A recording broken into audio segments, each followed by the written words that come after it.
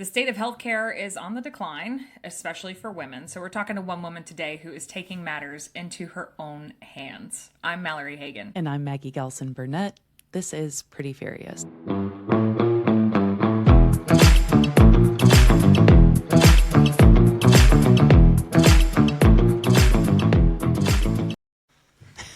Okay, Maggie. Okay, I'm actually done with the okay, Maggie. That was the last one. It won't be, for sure. As per usual, a week full of absolutely out-of-pocket headlines. I totally forgot that Pete Hegseth hit the group chat again.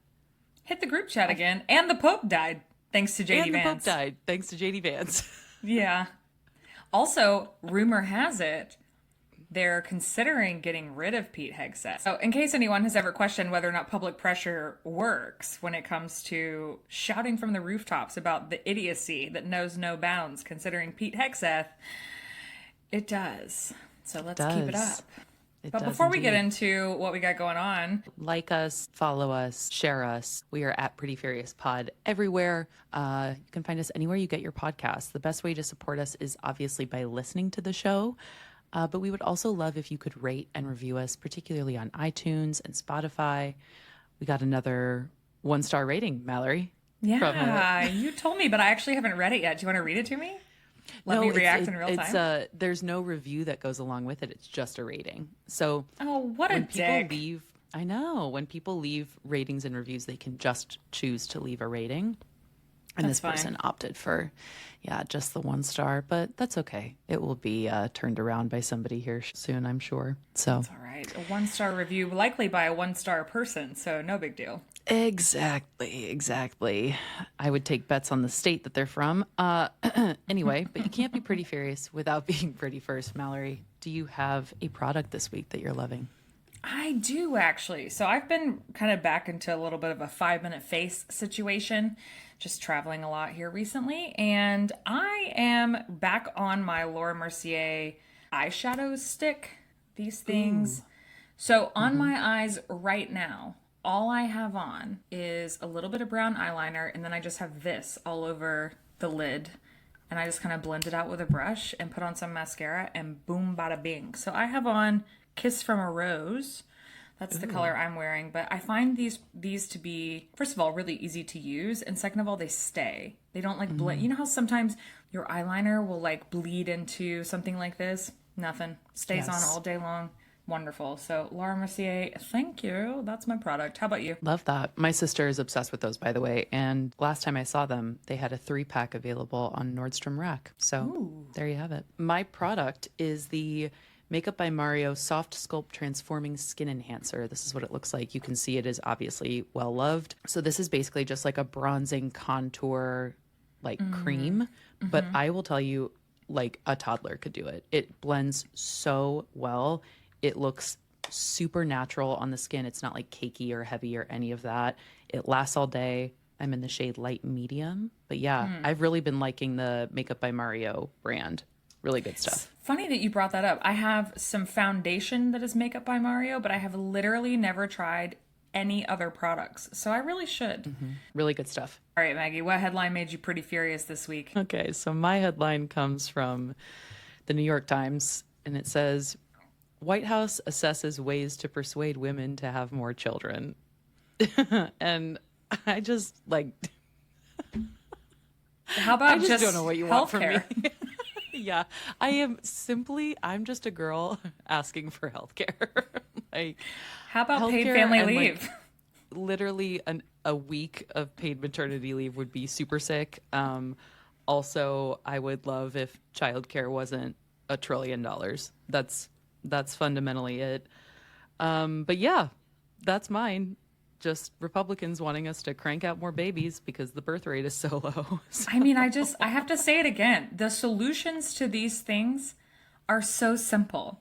You want people to have more children, pay them a livable wage, and make sure that they have the resources necessary in order to bring those children into the world safely and be able to maintain their life in such a way that that child has access to care.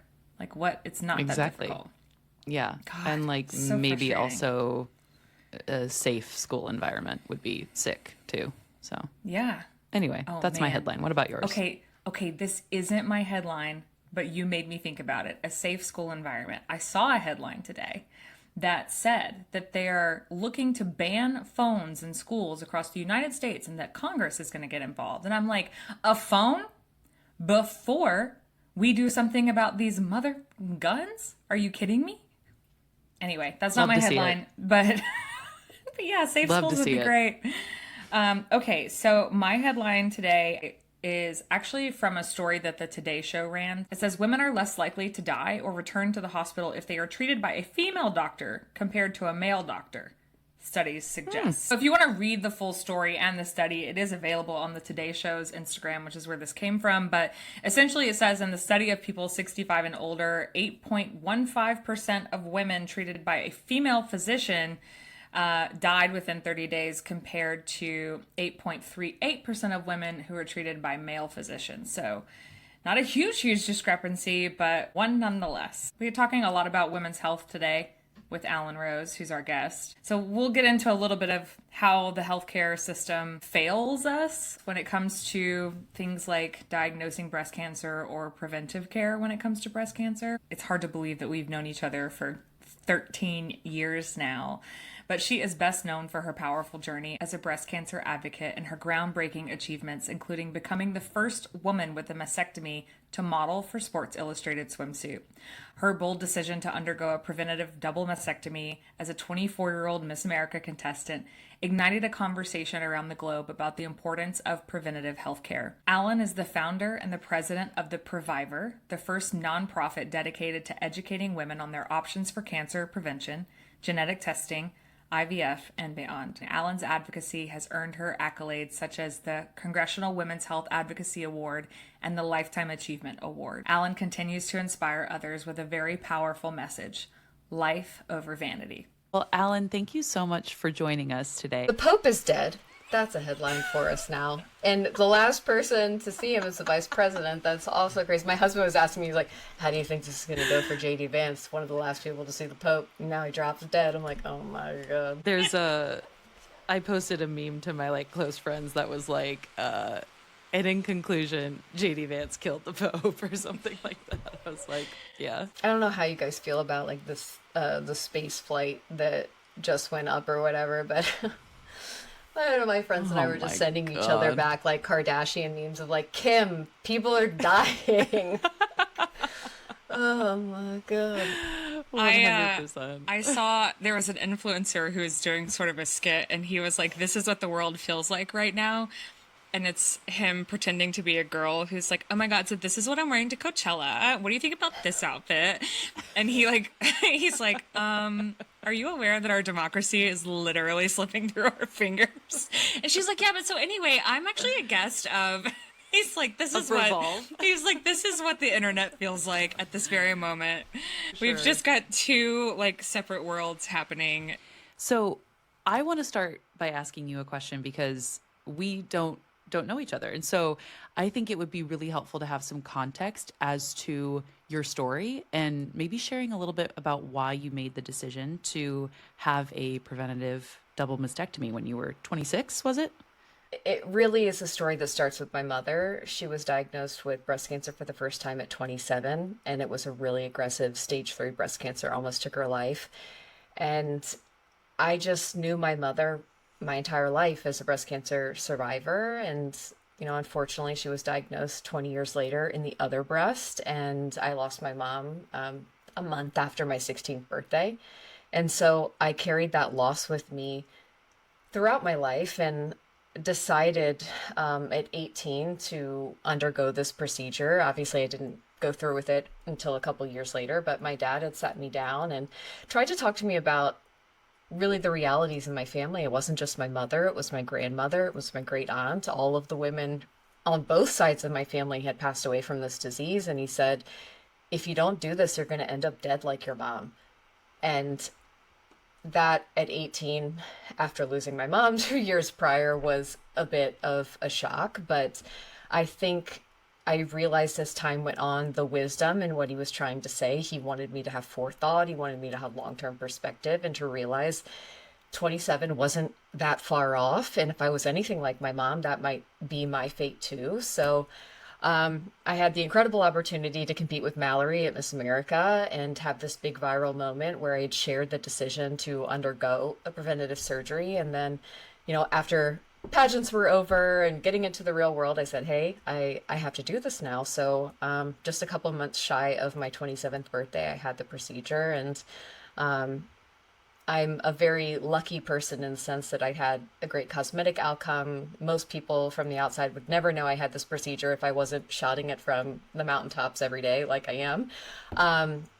But it is a very invasive procedure. It's something that really can impact how you face the world. And I'm very grateful that I had the opportunity to do it in what I consider to be really helping save or prolong my life as much as I could based on, my genetic background and my family history.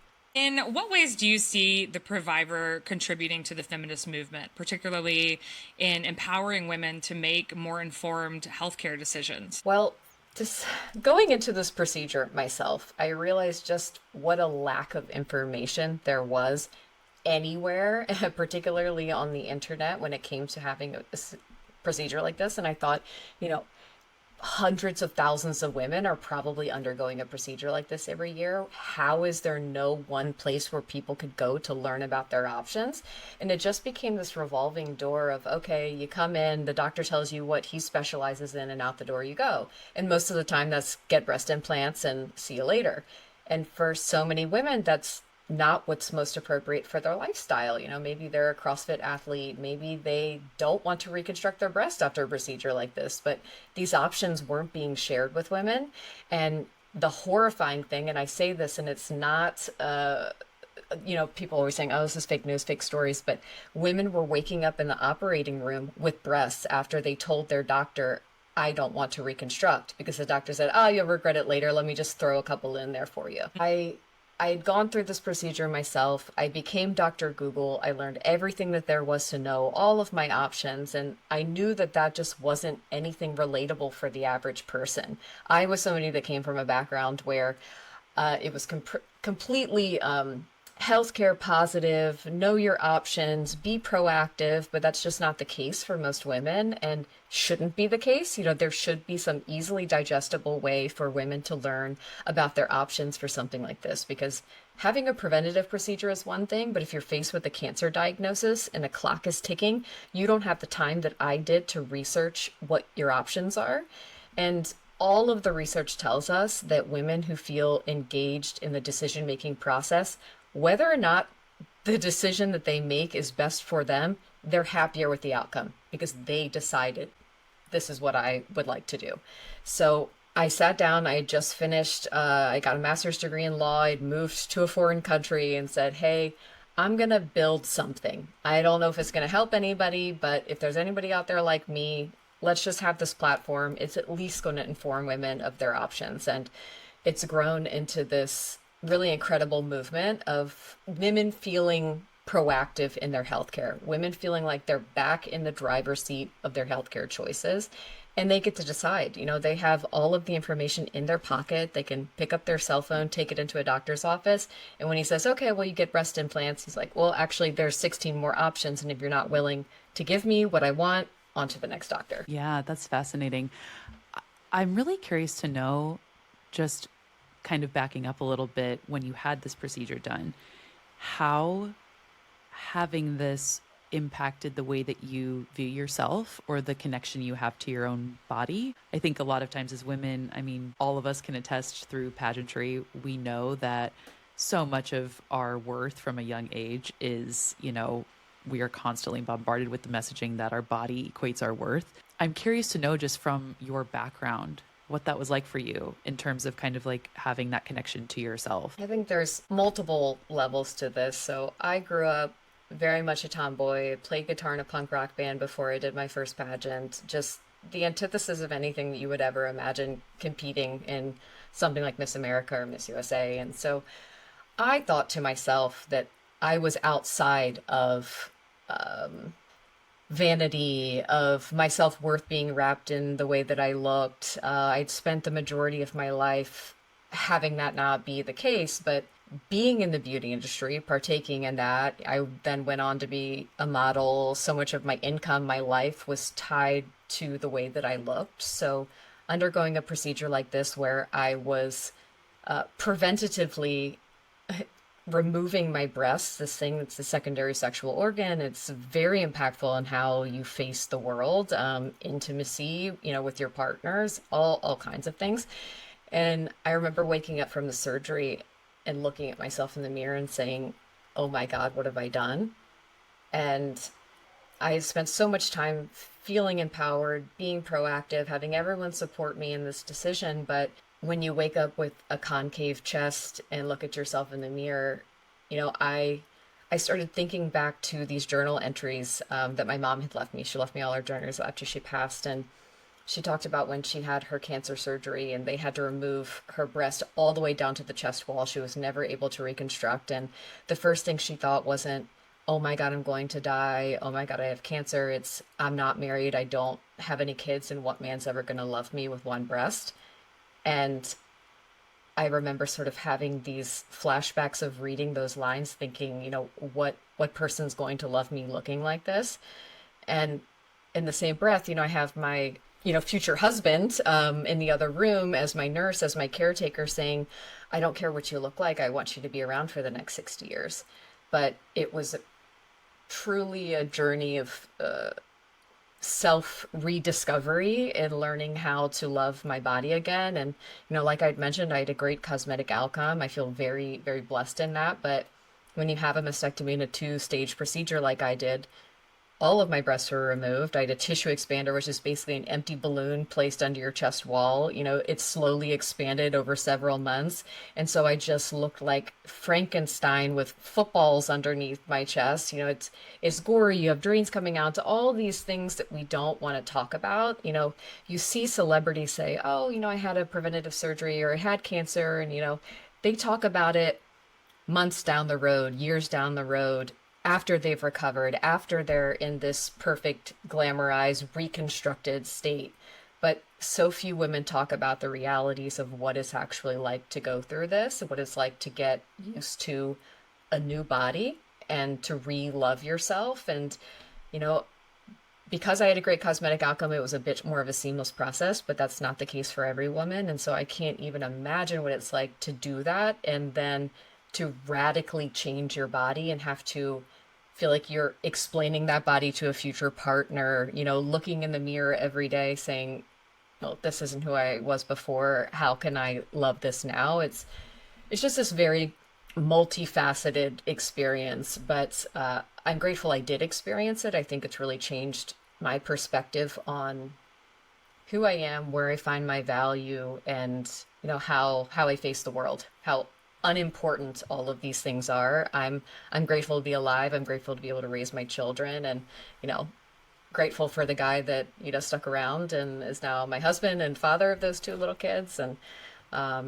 it was an eye-opening experience for sure. Yeah. How do you think this has shaped how you parent 2 little girls? The ideas of beauty that all 3 of us have experienced from a societal perspective, and just how does that shape how you talk to them about who they are and where their beauty comes from and their worth? I'm hyper aware of how I talk about myself, because I remember really vividly how my mother would talk about her body, and she was always calling herself fast. I grew up with a 90s slim fast mom who was always on a diet, always trying to do things. And my mom was a very successful architect. She built her own business. She had all of these incredible accolades and respect in the community, but the way that she looked also mattered to her. And so just hearing her talk about it, and I remember my little brother looking at her, and she's just kind of poking at herself in the mirror. Oh, I'm fat. I've gained this weight. And he goes, Mom, you're not fat. You're beautiful. And she just kind of turned around, and you saw how her face had changed. And so now when I look at my little girls, I'm really hyper vigilant about how I discuss the way that my body looks. And that's hard during a postpartum process. So I have now a 1-year-old and a 4-year-old. And so my body was changing, and it was bigger and it's smaller, and things are going through transition. So really trying to be carefully curate the words that I use. And then also when I talk about them, my daughter was having a bath the other day and I was making a comment like, oh, look at your little belly, because she had just eaten a big dinner, and her face dropped and she's like, Mom, you said something bad about my body. And I just went into crisis panic mode. I'm like, of course, I did not say anything bad about your body. I just wanted to say how great it is that you ate a meal and your body's going to be stronger. And, the food that you put in your body gives you energy, helps you be able to think.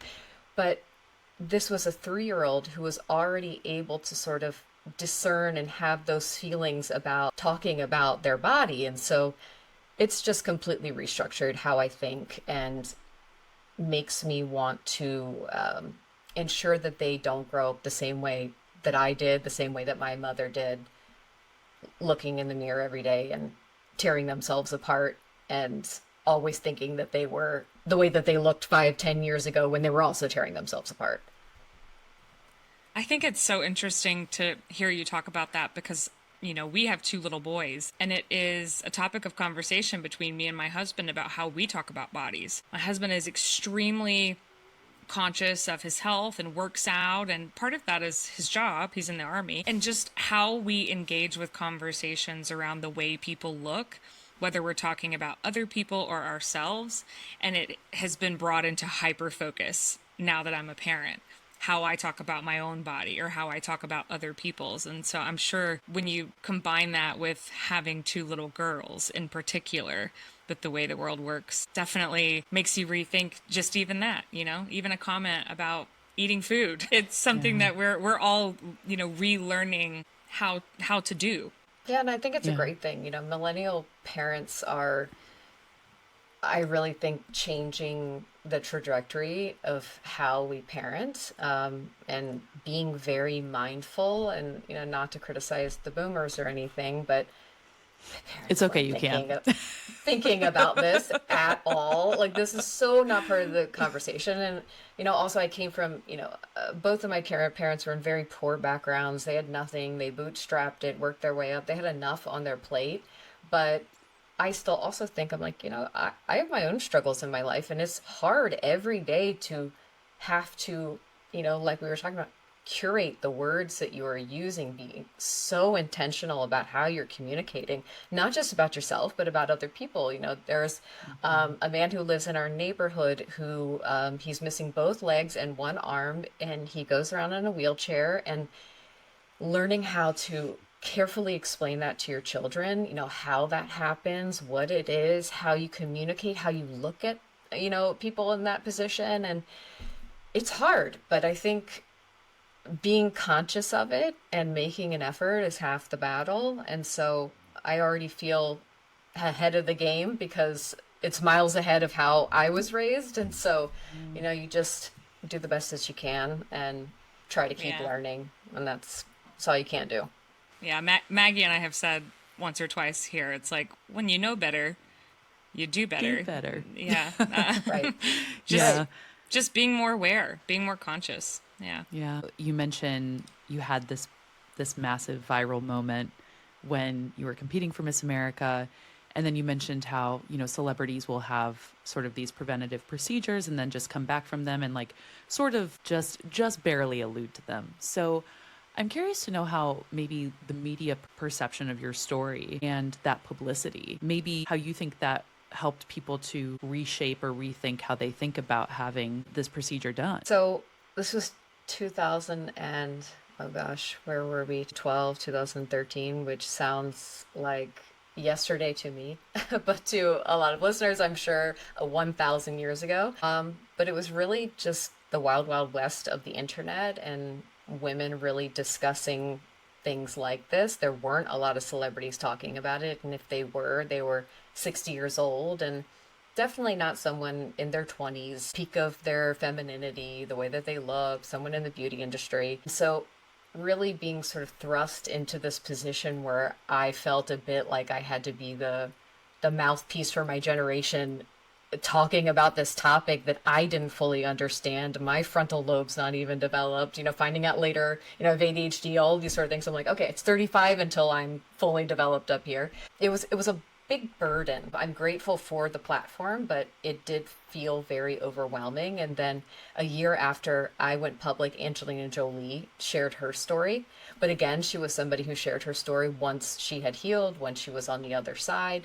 It was really an incredible moment where it changed the conversation about preventative healthcare in this space. But I think it really opened the floodgates for women to start feeling more comfortable discussing this and talking about it. And I think there was a culture shift, as the years progressed, in people feeling more comfortable to be raw and sharing the process, and how relatable that made them seem. And I remember having my procedure and going through it, and obviously I wasn't a celebrity at all at the time. But even so, I remember Mallory and Maggie, maybe you'll remember this too, the Voy boards back in the day of all this gossip and all these people talking about, pageant contestants, etc. And somebody had said, she's a nasty opportunist who's used her mother's death to help her win a beauty pageant. That is so. Oh my God.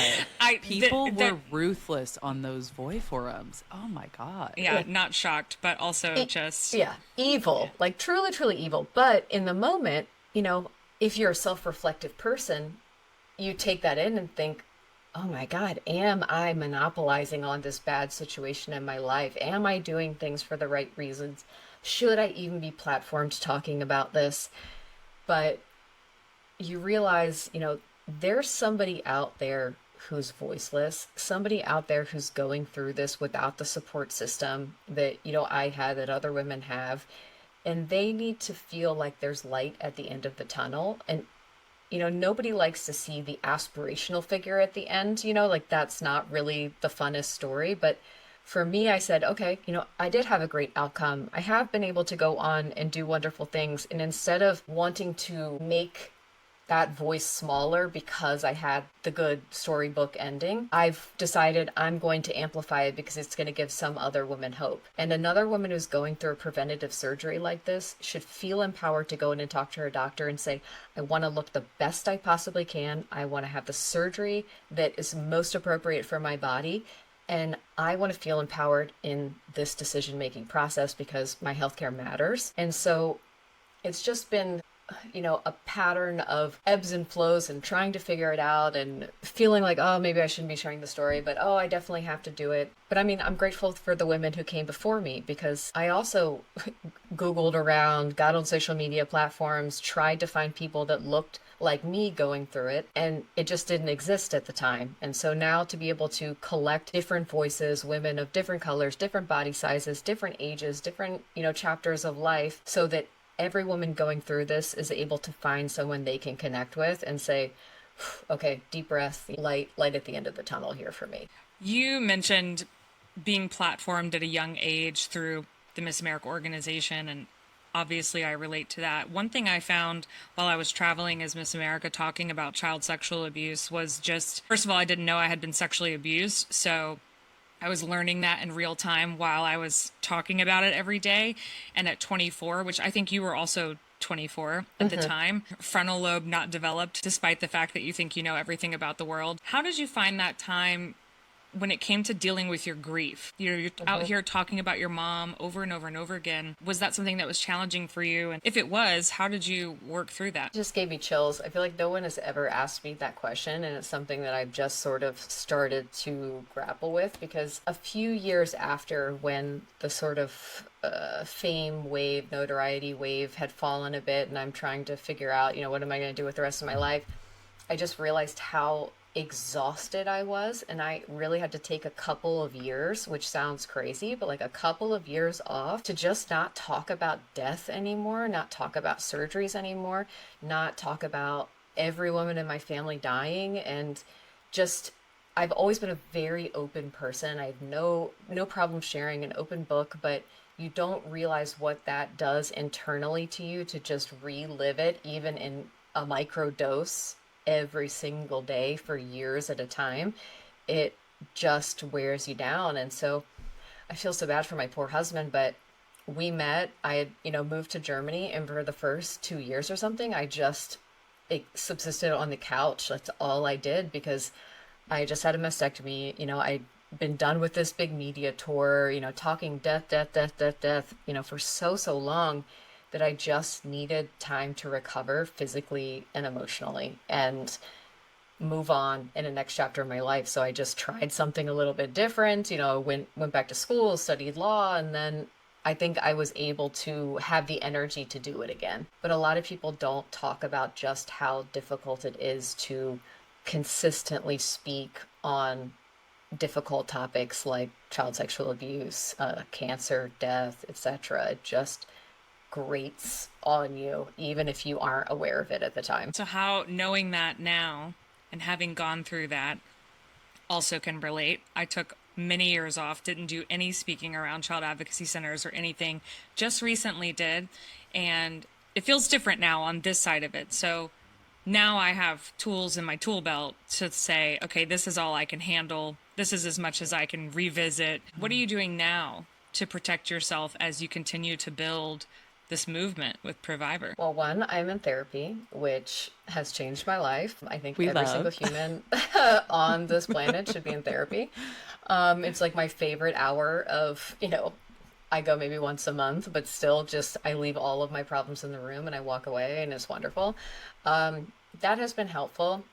I think also becoming a parent, it's better and it's worse. I think becoming a parent has made me empathize and feel more with my mother and what she went through. And so I've re-grieved losing my mom almost from her perspective of knowing what it's like. Oh, it's gonna make me cry, but like to know that you only have a few years with your children, and not only are you trying to save yourself, but you're trying to instill all of the knowledge, all of the virtue, all of the memories into them. And I see it in the way it manifests in my motherhood, where I'm constantly trying to create these tangible assets that they can have when maybe I die, which is just, it's crazy and it's so rational, but that's been the reality of every woman in my family. They just die and their children are left to raise themselves. And I don't want that to be for my kids. And so, while that part is hard, I'm also able to take a step back now and realize that I am living that future that I talked about. When I had my viral moment, I would always talk about my future husband and my future children, and they're in the bedroom down the hallway now.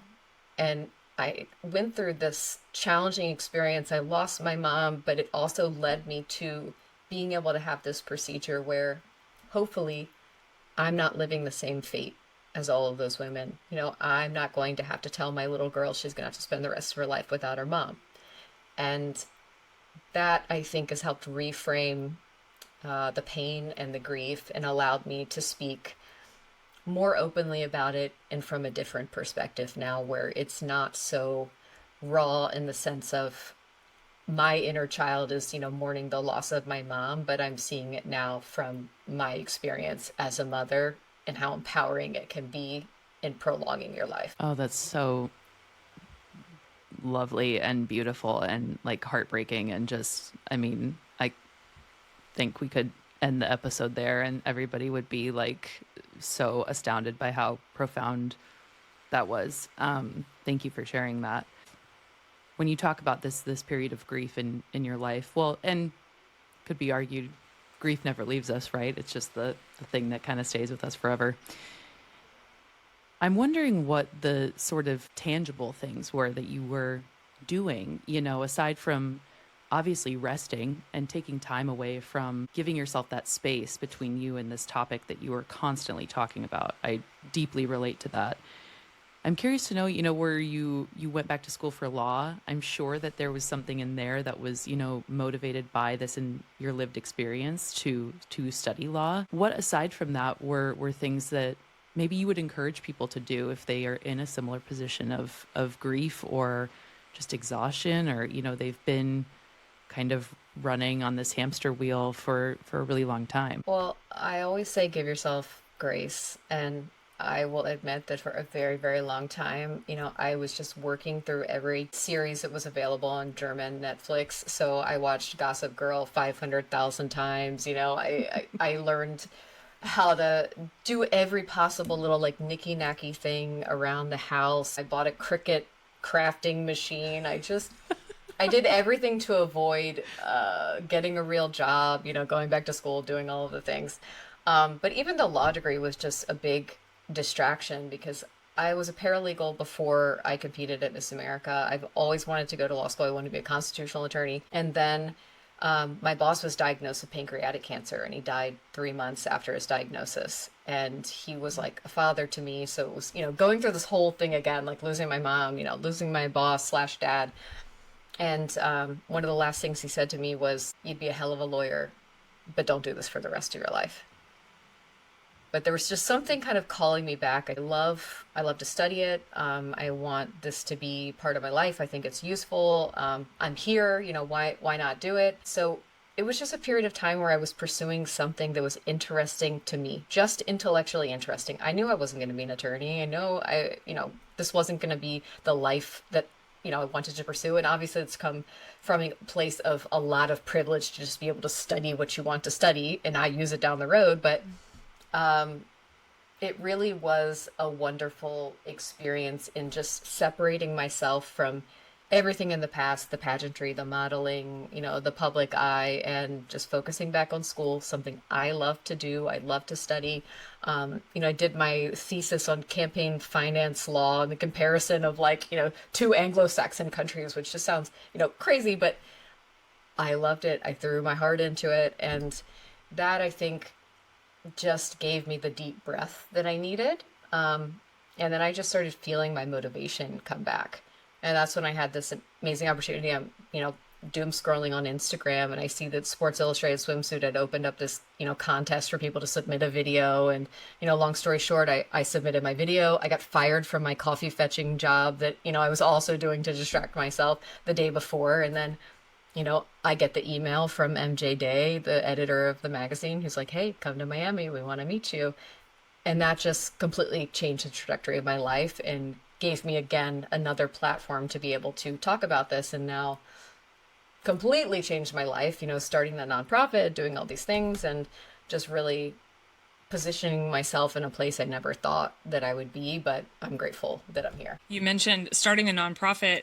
I think there's a lot of people out there who maybe have never really been in the trenches with a nonprofit, like maybe they volunteered or something, that don't realize that starting a nonprofit is just starting a business. It's the same thing. What are some of the challenges that you weren't expecting starting the Previvor, and how have you, maybe surprised yourself overcoming them? So I didn't realize just exactly what you said. It's not difficult, but it also is, where it's just filing some paperwork, but it's one of those, you don't know what you don't know. And so trying to figure out how to draft these sort of legal documents that have to be submitted. And thank goodness, another pageant girlfriend of mine, she had just started a nonprofit. She sent me over everything and said, "Steal everything, just put your company's name into it, submit it all. This is the hard stuff. Now get to the good work." Hashtag sisterhood. Correct. But yeah, it's just a grind. And literally until this year, we were a nonprofit of one. It was just me doing everything, speaking in the third person, emailing as, fake person at theprevivor.org, trying to get funding, doing this and that. But I'm really proud of being able to secure large brand partnerships, grants from these corporations, just by having the courage to ask. And even if it's coming from fake person at theprevivor.org, I still feel like, okay, well, this is my intellectual property, at least going out. And, somehow I'm still doing it. Yeah, I have convinced these companies, and they're no slouches. The work is there. And I think it's getting past that imposter syndrome of, oh, we're just so small. We couldn't be XYZ. I'm like, absolutely not. Just ask for everything, see what you get. And so far that has worked for us. We've now been able to bring on a couple people to help, and it's just continuing to grow and grow and grow. But yeah, it's a lot of grunt work, and it's a lot of non-glamorous. Like, every person in the world wants to have the nonprofit behind their name, but they don't realize just how much of boring paper pushing it can be. It is a grind. Yeah, totally. So what is some advice that you would give to the women listening to this podcast as it pertains to their health? What should they be on the lookout for? Sort of speak at least to the breast cancer realm and then women's health in general. Number one, get to know your body. And that seems so self-explanatory, but we just don't do it. So many women are scared to touch themselves and to know what their body is like. And that's particularly true when it comes to our breasts. Like maybe our partner touches them, maybe, we do, one thing like clean ourselves in the shower, but intimately get to know what your body feels like and how your body feels. And I mean that in the sense of, hey, what's your normal biorhythm? Like, how are you waking up? What kind of energy levels you have? Because when something changes and you know your body, that's when you're able to take action. And particularly in the breast cancer space, I just encourage women, learn how to do a self-breast exam. And I think that's a really intimidating name because self-breast exam makes it feel like it should be self-explanatory, and it's not, and no one teaches you how to do it. And I realized post-mastectomy, I was telling all these women, you got to do a self-exam, you got to do a self-exam. I didn't even really know how to do it. So I taught myself how to do it. I just started putting out this easily digestible information on the internet. Here's how you do it. It takes less than a minute. Do it in the shower, laying in your bed, laying on your sofa. But this is the first line of defense. Over 50% of women find their own breast cancer, and they either do it by accident or they do it by something like a self-exam. And that happens sometimes too, like during intimacy, your partner finds it. There's two women that I have who just did a photo shoot with us, and their breast cancers were found by their partner. And so they know your body sometimes better than you know your body. So get to know what's normal for you. Then you can know if there's something to change, and then go to the doctor. I want to beat down the door with this. I know it's hard. I know it can be expensive. Healthcare, particularly in America, it's a disaster. But I have two women very close to me in my life who put it off. One of them who had a child, thought that, something in her breast that she had felt was just, a clogged milk duct or something. She ended up being diagnosed with the stage 4 breast cancer. Another one who was the little sister of my sorority sister just found out she had breast cancer after ignoring it for a couple of months. Stage 4, incurable breast cancer. So please go to the doctor. The earlier the better. Because if you can catch breast cancer early, you can treat it. Okay, Allyn, so we have a game that is called Fury or Fun. So we are going to read a list of things, and then you will tell us if they make you feel furious or if you think they're fun. It's just kind of a fun little game that we play. Okay. So the first one on my list is, how do you feel about wellness influencers? Furious. The long groan right before we need to leave. But it's that in the I'm clip. thinking on it because I'm trying to be politically correct here where, I guess someone could technically think I'm in the wellness space. And do I want to talk negatively about myself? But so much of it is just woo-woo bullshit, and I can't. It makes me furious. I think, to me, when I think of wellness, I think more of people who are pushing products on you, or you need to buy this probiotic, or you need to do whatever. And to me, I just think it's so funny when you combine that with people who are anti-science, anti-doctors, anti-trusting medicine, but they're willing to click on a link on TikTok and buy whatever vitamin somebody is pushing. I'm this just doesn't make sense. It's just also preying on people who probably really need help and taking away the resources that they should be putting into actual medical care into whatever snake oil you're selling down the road. And that just infuriates me. That's also an extremely empathetic take. Thank you for that. Gotcha. Okay, the next one is pink washing during Breast Cancer Awareness Month. So I am probably in the minority here, where obviously pink washing is not a good thing. Slapping a pink ribbon or a pink product and not actually giving money back to organizations that are furthering research, terrible thing. However, the month of October, I think, has really been demonized, and people always want to just beat this down the road. Oh, this is so terrible, but the breast cancer community should be so incredibly grateful that we have the voice of a month like that. Name any other disease that has the voice, the longevity, the money behind it to put towards actual research, development, advocacy. So I think that it can be fun if it's done in the right way. Obviously, like I said, not good to scam people, but if you have some sort of like consumer knowledge, you're being thoughtful where you're putting your money, I do think that it is a great cause, and I'm very grateful that it exists, because I don't think that we would be where we are in terms of breast cancer treatment without it. So I try to be grateful that it exists. I think Yeah. I think I'm with you on that. Like, what's wrong with bringing awareness to it? I will say, though, to your point, that's also Domestic Violence Awareness Month, and I find that no one ever knows that because Had no idea. breast cancer is so at the Yeah. forefront. So I do think it's one of those things where it's like so helpful for all of the companies that really come on board during that month to bring attention to something that needs it. So Yeah. Yeah. And I think any sort of awareness and conversation around it is a good thing. And it's, reminding that woman that she needs to get the mammogram she's been putting off, or, oh, I need to do this, or, hey, maybe I get in to do my well woman exam this year. So I think that it's a nice reminder. It's a wonderful fundraiser. And I think that it helps get the message out. Okay, this next one.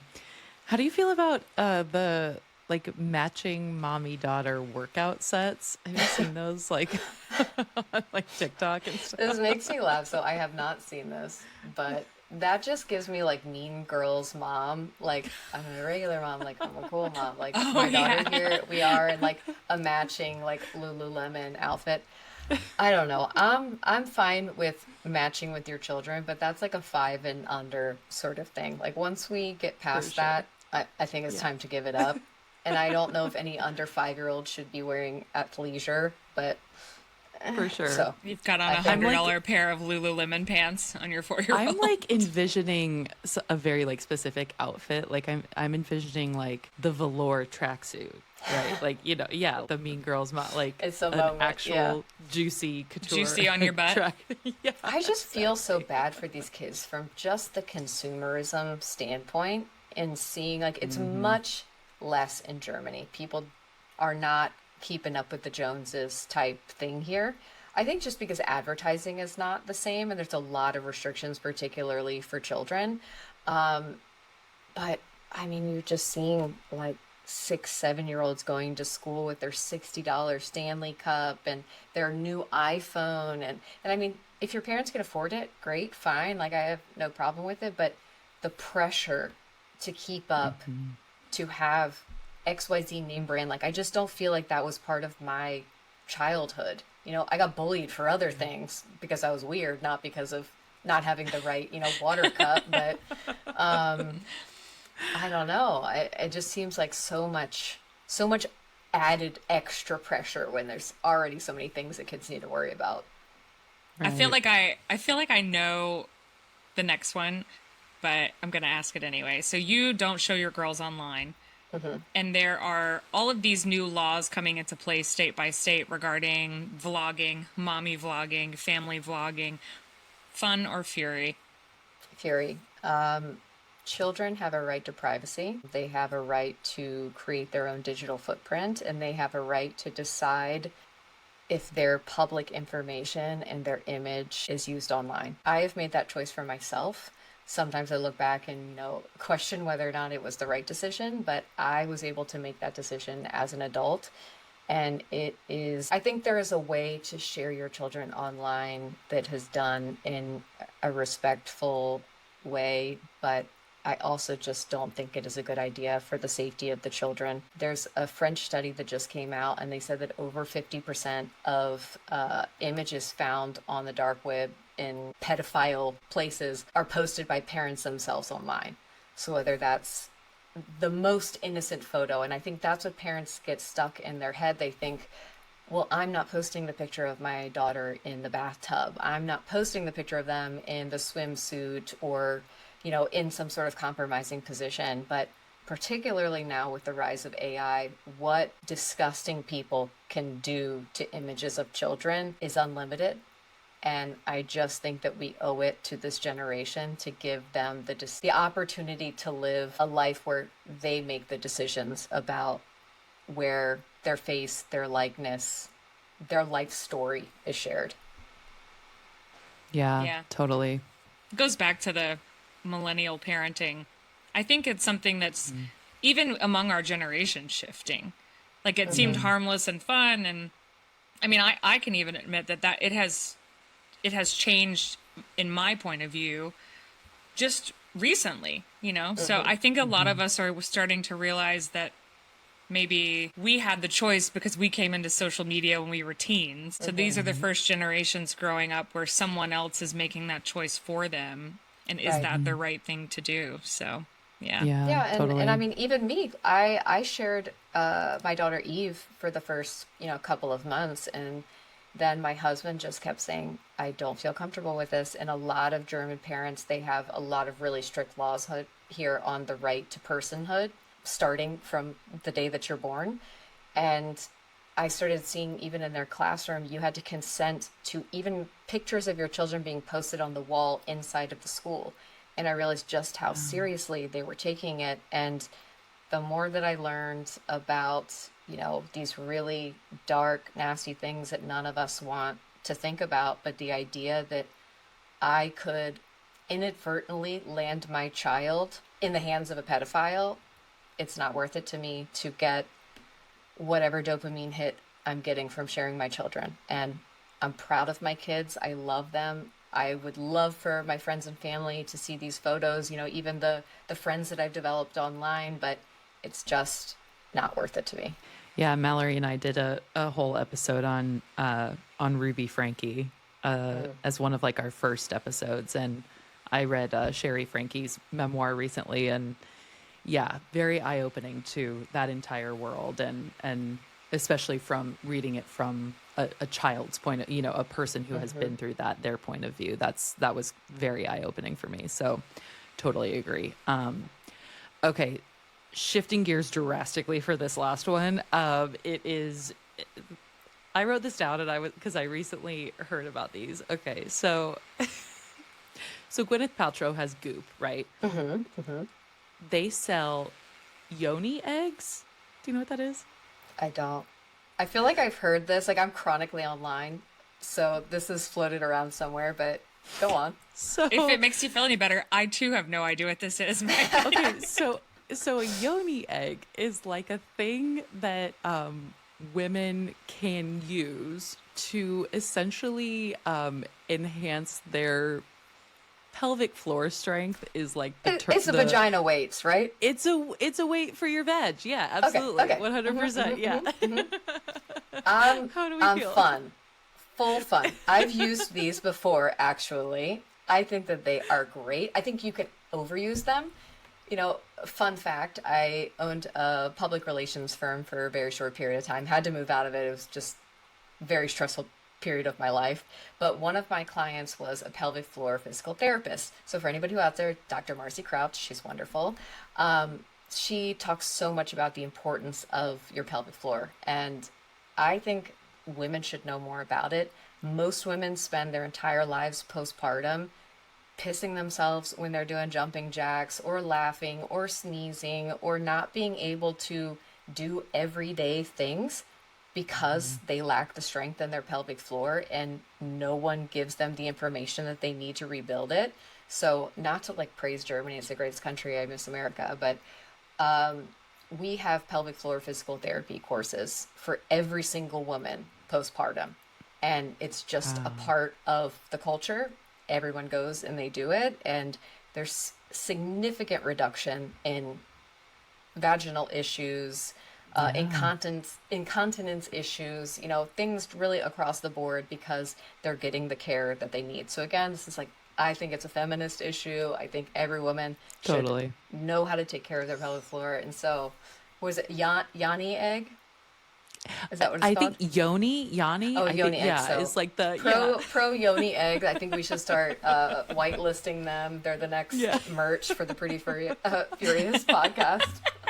We'll put a little PF on our Yoni egg. PF. No, it'll say lit. This is lit. I Also, love just so that. we're clear, you don't have to be postpartum. A sneeze will get me from time to time. Oh, I'm just getting older. I will say, I just went to the chiropractor this morning, and my chiropractor said that what she sees is I'm actually going to a pelvic floor physical therapist. My husband and I will be trying to conceive later on this year. And so I want to be proactive about the strengthening my pelvic floor, all the things. And my chiropractor said that a huge issue that women run into is actually that they don't know how to relax their pelvic floor. So it's so, like, our pelvic muscles are so tight all the time because we're stressed and we don't know how to get in touch with our bodies. And she was like, yeah, and like the Yoni eggs can be really helpful for that, because I was telling her about this episode. So This is really, yeah. it's funny that you say that, because I had 2 C-sections and they were the result of me being both times 2 weeks past my due date. And I did IVF, so I'm 2 weeks past my IVF, the day that you get pregnant due date. I think that I had a pelvic floor relaxing issue. For whatever reason, everything was just sealed shut. Nothing's coming out of there. I never dilated past 0. Never, ever with both pregnancies. Wow. And Wow. Oh my gosh. I don't know if that's like internalized stress, anxiety, not opening myself to the world or what, but I've always felt that I don't know. I need one of these eggs to start relaxing myself. No more working out, more vagina relaxing. More vagina eggs. I also knew a woman who could a Yoni egg that was like 40 pounds. Isn't that crazy? I'm sorry, can you repeat that? She could lift a Yoni egg that was, I actually think she made it higher than that. I think it was somewhere more like closer to 60 pounds. But she would do these exercises where she could lift, like it was like a weight that she could lift. That was like, I know. CrossFit vagina. It's This is I know. insane material. Kudos to her. New Miss America talent unlocked. rearranging furniture, packing a suitcase, lifting weights with your vagina. It's a new era. Okay, last thing. At the beginning of the show, we always talk about a product we can't live without, because you can't be pretty furious without being pretty first. Is there a product you have to share with us? So I actually just went like mega viral, like 10 million views for curling my hair with a curling iron and pinning it up with these like duck clips. And I just got so fed up with seeing these influencers on TikTok, pushing like the Dyson, you've got to have this $400 thing to be able to, do your hair this way. I'm like, we're in a recession, babe, okay? Like, we need to bring it back to basics, and every pageant girl knows all you need is the $10 Conair curling iron and some duckbill clips, and you got it. So those are my products. Like, if we connect them together, you need the cheap curling iron, the duckbill clips, you're good to go. All right, Allyn. This was so fun. Thank you for joining us. Oh my gosh, this was Thanks so for being great. here. Thank you guys for the very thought-provoking, deep questions. Like, you get the same questions over and over again, so I really appreciate that.